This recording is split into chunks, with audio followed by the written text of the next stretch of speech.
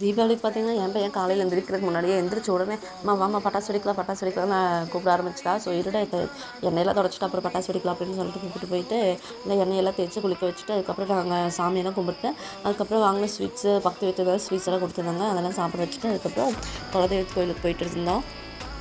இன்னைக்கு சாப்பிட்றதுக்குலாம் எதுவும் அவ்வளோவா நிறையா பண்ணல. ஒரே ஒரு குழம்பு வச்சு, ஒரு சோயாபீன்ஸ் குழம்பு மட்டும் வச்சு காலையில் இட்லி வந்து லஞ்ச் அதோடய முடிச்சிட்டோம்.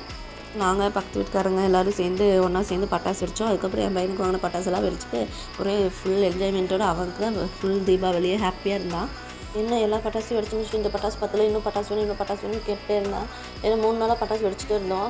வாங்கின பட்டாசெல்லாம் கொஞ்சம் கொஞ்சமாக எடுத்து கொடுத்து வெடிச்சிட்டே இருந்தோம். ஆனால் இது பத்தலைன்னு சொல்லிட்டான். கடைசியில் என்ன பண்ணுறது, இவ்வளோ தான் இருக்குது, இருக்கிறதா வெடிக்கணும்னு சொல்லிட்டு அப்படியே சைலண்ட் பண்ணிட்டோம்.